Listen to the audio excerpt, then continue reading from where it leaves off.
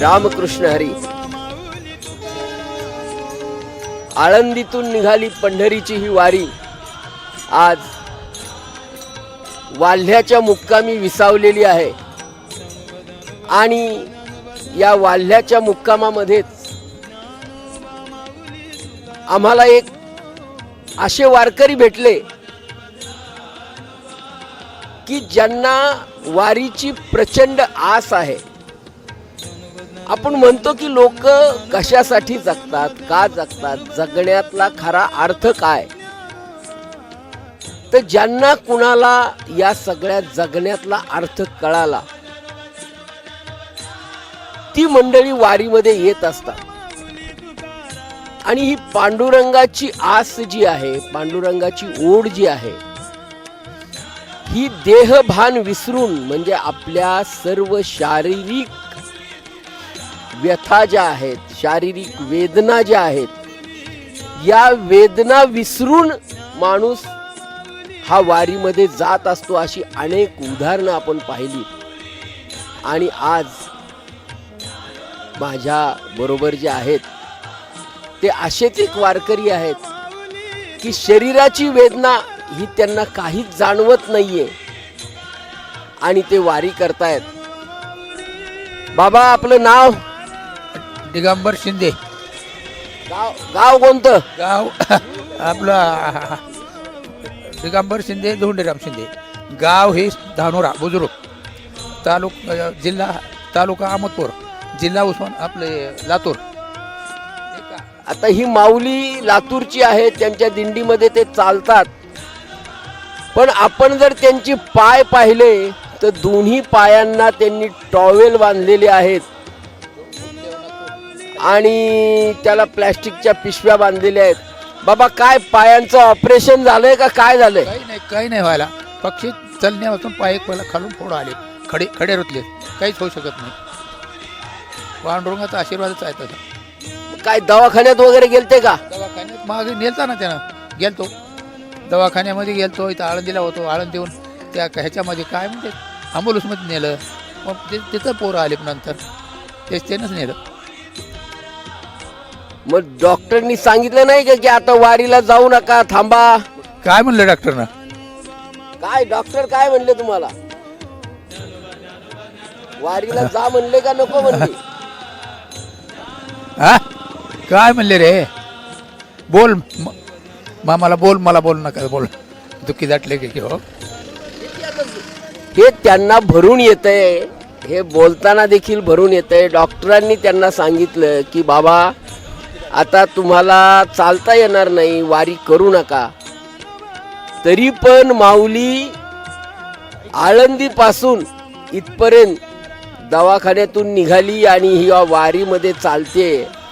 माऊली असे अनेक वारकरी आहेत की ज्यांना अनेक प्रकारच्या शारीरिक व्यथा आहेत. पण या सगळ्यांना सामावून घेणारी ही जी माऊली आहे, ही माऊली यांना आपल्या पंढरपूरपर्यंत पोहोचवते. त्यामुळं खरंच त्यांना जसं दाटून येते तसं मलाही दाटून येत आहे की एवढ्या व्यथा वेदना असताना माणसं वारी कशी करतात. तर आपण त्यांच्याकडूनच ऐकू की त्यांनी किती वर्ष वारी केली, वारी बरोबर त्यांच्या कोण कोण होतं आणि आता त्यांना काय वाटतंय. ते टीम सांगायचं तू त्याला तर आपण किती वर्ष झाली?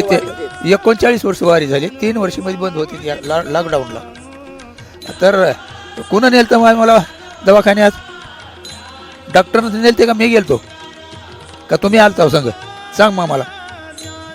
एवढी शासनाची मदत, माऊलीची मदत आहे. एक चिठ्ठी फाडायला पैसे घेतले नाहीत. आपण जर गावाकडून आला असतो तर लाख रुपये पुरले ना त्या दवाखान्याला. कसा झटका होता असं, इतकं हालत होतं. तो बघतील नाही समोर, गावातल्या माणसाने बघतील. मग तेवढं सुद्धा दुरुस्त करून वारी कसं सोडतो आम्ही? सोडी ना मग. आणि व्यवस्थिशीर येतो. आता लय तो हुरहुर करायला मी पौर्णिमेला येतो, एकादशीला येतो बरं का.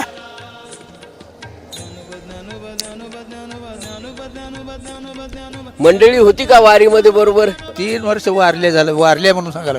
यंदा कशानं मग आपलं सोनं 10-15 साड्या दिल्या त्या, हिने केला आहेर केला, हे तिच्याच नावावर केला. तर पांडुरंगाकडे काय मागणं आहे? काहीच मागणं नाही, समोर दिसायला ती मला आनंदच झालाय, कमीच नाही काही याला लेकरायला सुद्धा. जमीन नसली तरी माझ्या लेकरांनी शिकलेत, कुठेही 2 रुपये कमवून पोट भरतात, मोठ्या लहान मोठ्या, काही अपेक्षा राहिली नाही.